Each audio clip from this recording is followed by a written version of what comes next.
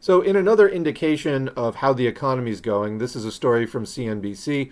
Layoffs rise to the highest for any February since 2009, Challenger says. So, this is by Jeff Cox from Thursday, March 7. Layoff announcements in February hit their highest level for the month since 2009, Challenger, Gray, and Christmas reported Thursday. With a series of high-profile layoff waves, tech leads the way this year in cuts with 28,218, though that number has fallen 55% from the same period a year ago, I guess in tech itself. But interesting, what was going on in 2009? Oh yeah, the aftermath of the whole collapse, the Bear Stearns thing, and all of that in late September, September 2008, late 2008. So let's keep reading. Layoff announcements in February hit their highest level for the month since the global financial crisis, 2008, according to outplacement firm Challenger, Gray, and Christmas. The total of 85,000 planned cuts showed an increase of 3% from January and 9% from the same month a year ago, with tech and finance companies at the forefront. So finance companies also. Do we have another storm brewing in the financial sector? I think entirely possible. From a historical perspective, this was the worst February since 2009, which saw 186,000 announcements as the worst of the financial crisis was seemingly coming to an end.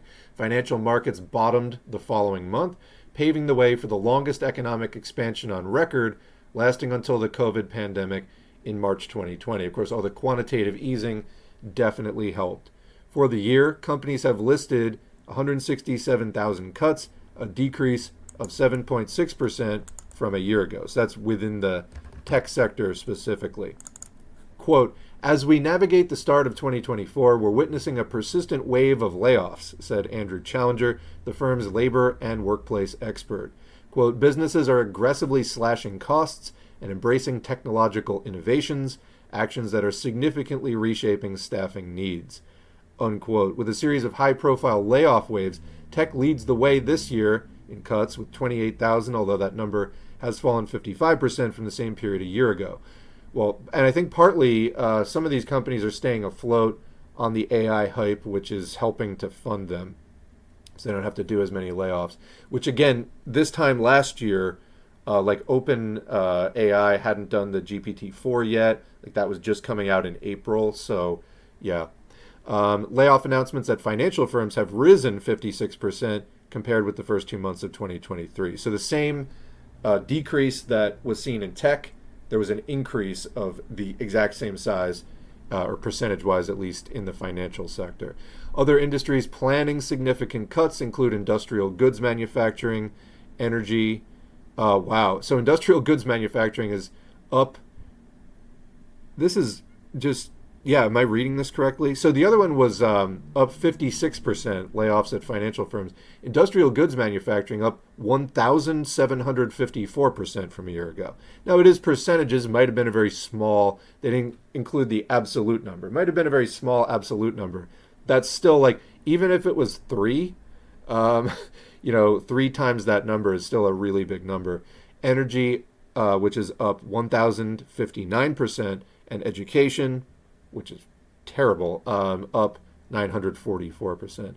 The layoff numbers, however, are not feeding through to weekly jobless claims, suggesting that unemployment is short-lived and workers are able to find new positions. Well, is that the case, though? Because, the jobless claims don't include people who have given up on looking for work. And so, they try to give that a rosy spin. There are exceptions that might not be the way that they're spinning it. Initial filings for unemployment insurance totaled 217,000 in the most recent week, unchanged from the previous period and exactly in line with Wall Street estimates. Exactly in line. So even some of these numbers, like looking at payrolls and stuff, some of the reports don't agree with each other.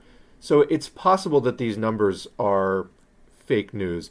I'm not prepared to do that analysis at this point. That is something I've been seeing consistently from some other news that I've been watching, where if we dig deeper into that, it doesn't seem to line up.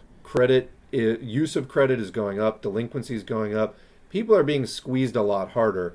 So What we do know is that the capitalists are able, the people who run this system, are able to keep things for now looking okay. You know, we see Japan entering recession, Germany, the UK, Finland, and so on. The US is still able to play with its numbers so that it doesn't look bad yet. I suspect by the end of this year, they're no longer going to be able to come up with anything so rosy.